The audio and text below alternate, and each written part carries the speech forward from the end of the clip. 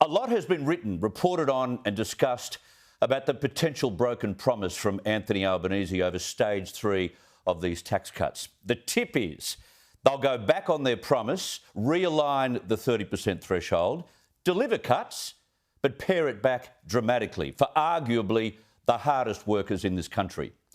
But forget the details for a second. Forget the Treasurer's blind determination to recoup revenue on just about every one of Labor's promises. History tells us that if you fail to deliver what you promised over and over again, especially from an election campaign, voters will eventually make you pay. But that's what could be about to play out after repeated promises in May from the Labor leader, who desperately wanted your vote, of course. Some are writing this weekend that the PM is about to water it all down and deliver his own version of that promise only. This is despite the fact that these have been legislated for 2024. These have gone through the Houses of Parliament. They've got the big tick. All through the election campaign, Albanese was adamant about the implementation of these tax cuts. But he went missing last week as the first of the rumours spread of a possible watering down approach to the big promise. Yet he came out of nowhere today, popping up in Perth, unmoved by that speculation. Well, our position hasn't changed. Our position hasn't changed. Our position hasn't changed. Well, our position hasn't changed. As I've said, our position hasn't changed. Our position has not changed. Our position has not changed. That was not what was coming out of Parliament House on Friday. So has he changed his mind over the weekend? Of course, we know what happens when a core promise is broken when you're elected in part on the strength of those promises. Now, remember 1992 and Paul Keating's LAW tax cuts pledge? He delivered no such tax cuts and got kicked to the curb in 1996. They just couldn't trust what he said. Remember Julia Gillard in 2010 assuring us that she would not introduce a tax on carbon. There will be no carbon tax under the government I lead.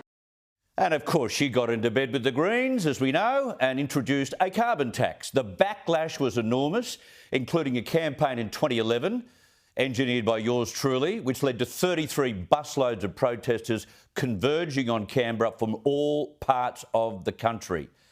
In 2013, Gillard and Labor were rejected by the electorate and she lost the election. They just couldn't trust what she said. But the same ramifications occurred when the coalition broke a key election promise. Now, remember Tony Abbott during the election campaign assuring us that there would be no new taxes under him.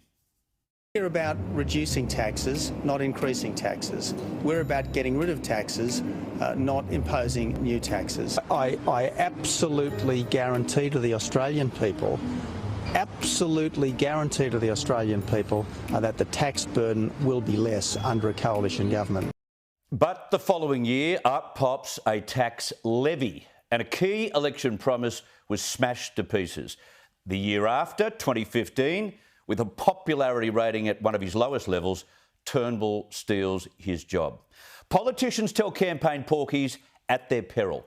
History just proves it. And if Anthony Albanese thinks he can get away with this one, rewind legislation that robs middle-income Australians of what they've been promised over and over again, he too will be punished.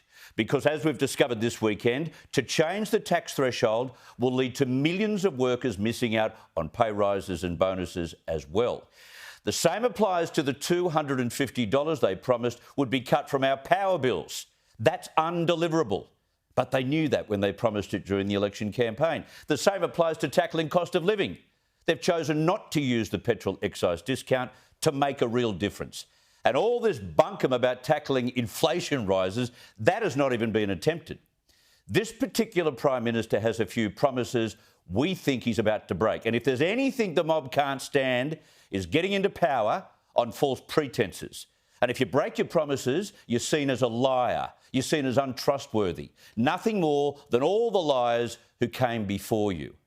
Albanese will pay for this because the public now knows that what he says at an election is not to be believed. Or maybe, based on what he said today, he could have had a change of heart over the weekend, and maybe he's come to the conclusion he's got to place more value on the idea of trust.